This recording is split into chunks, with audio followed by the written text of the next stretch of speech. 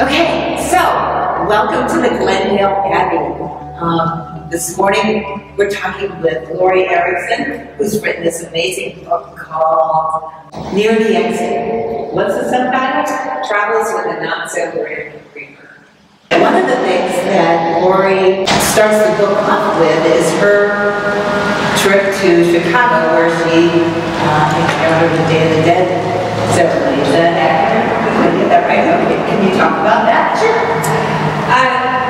So I'm a writer with a specialty in writing at the intersection of spirituality and travel.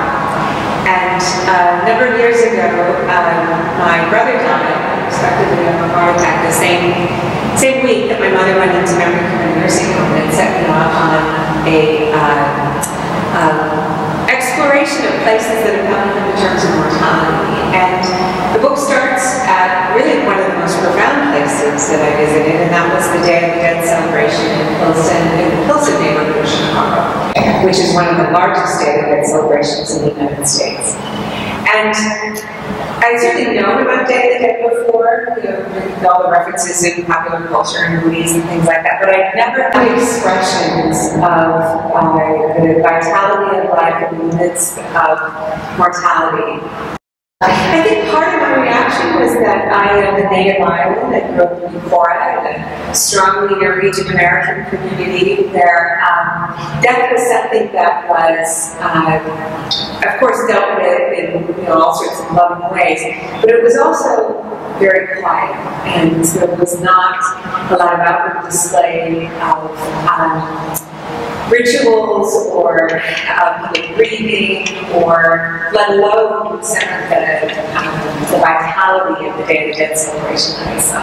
And so part of it was a contrast, too, to what I had grown up with. So I love the celebration, and it made me want to learn more.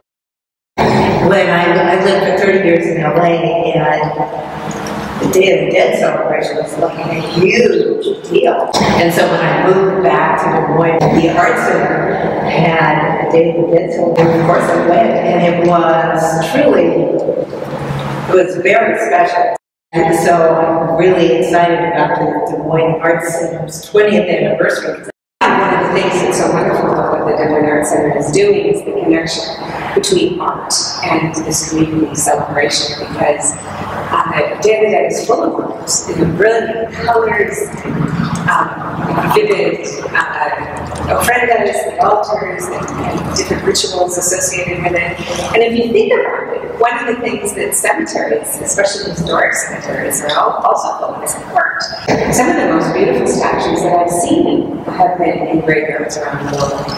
And it's a natural marriage, I think, that people don't think of that much, the connection between art and cemeteries. But I think it's there, and I think Day of the Dead is one of the weeks.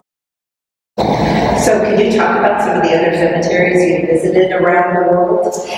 Well, I think I say in my book, I think you either love cemeteries or you try to avoid them at all costs, and you're either one or the other, that sort of person, and I've always been someone who's loved cemeteries. I love them all. I love the grand cemeteries. I remember in Vienna, the city cemetery there, it's where a lot of the great musicians are buried. Last year, I had the chance to be in a little cemetery near Big Bend National Park in Texas, the Terlingua Cemetery, which is the exact opposite. It's rough-hewn and cobbled together, and there's no rhyme or reason to it, and yet that was also very reflective of the community and full of life. I mean, they also really celebrate Day of the Dead in that cemetery. They had chairs right there, and so that people could just come by and have a beer, and then there were people would like stack up their beer bottles next to the graves, a way of saying, instead of flowers, they would like leave the beer bottle there as a way of saying this person is still around. And so it was quirky as could be, but still a really wonderful place. Well, cemeteries, we think of them as places of the dead, but they really are places of the living, because they're alive because of the connections to the people who still come. And I think one of the ways in which Day of the Dead is so powerful and so important is that it connects people to the dead. And even those people who may not celebrate Day of the Dead, I think even placing an idea in their mind is a really, can be a powerful thing for them, a healing thing for them. To realize that you can go to a cemetery, not just on Memorial Day, or not just when there's a funeral, but it can be a living part of life. And I think that's ultimately good. One of the things that I enjoyed when I was reading your book was all the different ways people decorate, the death rituals around the world. And can you talk about the one in Colorado? Oh, sure. That's often the one that people are most intrigued about. So Kristine, Colorado is a small town in south central Colorado, very, very small, 150 people there. And they are unique in that Kristine has the country's only non-denominational open-air cremation ground. And so basically they have a version of what goes on in India on the banks of the Ganges with open-air cremations. And it's limited only to people who live in the area. And while I didn't observe a cremation when I was there, because I talked to a lot of people who were part of the process of establishing the cremation grounds, and then people who were part of rituals of sending their neighbors and friends away in that very public manner. And I came away tremendously impressed. I don't think it's probably a trend that is going to spread widely. You know, I think Kristine is just a very unusual place. But that idea, again, of making death part of life, and sort of the existential reality, I think, of seeing someone who know, seeing their remains be cremated, go up in flames, is a very powerful teaching. One of the people I talked to is a Buddhist monk who is associated with one of the retreat centers in Kristine. And he talked about how it's the most powerful teaching of all.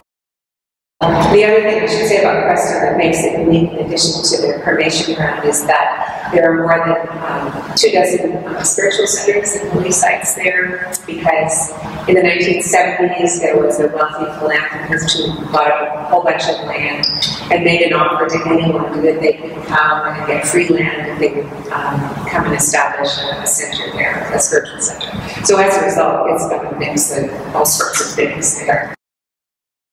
I think part of the interest in day-to-day actually relates to this fascination for how other people have negotiated this universal passage in life. And people are learning from each other. Kristine has learned from India, for example, and from the Buddhists. And I think people in Des Moines are learning from the Day of the Dead traditions that are being celebrated with the Des Moines Arts Center. And even though you may not take on all of them, I think one of the practices that I think I know a number of people have started to take on, and that's that on the day that they set up a small altar in their home with photographs of people who have died and their candles, and maybe put out some food. And I think that's wonderful. Well, one of the things I loved about the Day of the Dead celebration in Chicago was the ways in which families invited people to enter into their family story. And so, obviously, people who were part of the festival knew that it was a public space and that people would be wandering through. And they had a friendly altar set up in the football field outside of and it happens to be next to the National Museum of Mexican Art there. And so as people filed by, people would be standing next to the altars, and you could ask questions. You know, who is this? And why did you choose this arrangement of things? And so you learned about, there was a fiddle on one altar, and so this woman had a chance to talk about how wonderful it was to grow up with your grandmother's music in the house. I was very touched. There was one altar of a young man who died when he was 16, and it had, all the markings of an adolescent boy. He has, little models of sports cars, and his soccer ball, and his baseball cards, and he continued to live through, not only through the altar, but through the stories that his family had a chance to tell people. And they were delighted to get a chance to talk about the love, because I think that's one of the ways that we did it that was so powerful, is that it gives people a chance to tell the story. Humans are made up of stories. That's what the threads that connect us to each other and that help us connect with these parts of our lives. And so for writers especially, it was like getting a window into all of these rich sets of experiences. And it was only, they were brief conversations, but you just had the sense that there was so much behind all of these stories and the emotion.